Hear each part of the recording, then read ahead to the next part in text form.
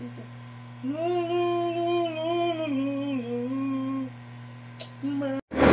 ko na yung anak ko.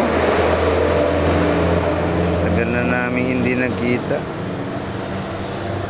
Ganun talaga, pag mahirap, kailangan kumayod muna bago mo makasama yung mahal mo sa buhay. Yun, nagsusumikap si papa mo, Ili, para makasama ka. May maibigay sa iyo ng mga gusto mong bilhin. Maibigay sa iyo yung mga pangangailangan mo. Ganun talaga yung pag may pamilya ka na, lahat binubuhos mo na lang sa kanila. Nakakalimutan mo na nga yung sarili mo eh.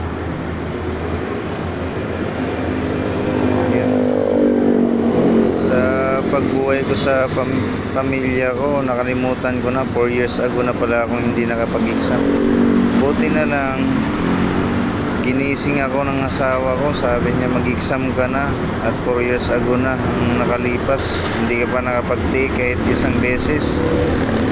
Siya talaga nagtulak sa akin para mag-exam ako. Ayun na nga, at nakapasa naman sa unang pagsubok. Sinuportahan ako ng asawa ko at ang kapatid ko. Kaya maraming salamat sa inyong dalawa at tinulungan nyo ako para maabot ko tong lisensya ko. Ako po ay isang registered criminologist na po. Sa edad na 28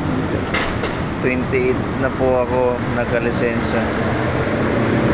Kasi 4 years ago po ako hindi po nakapag-exam.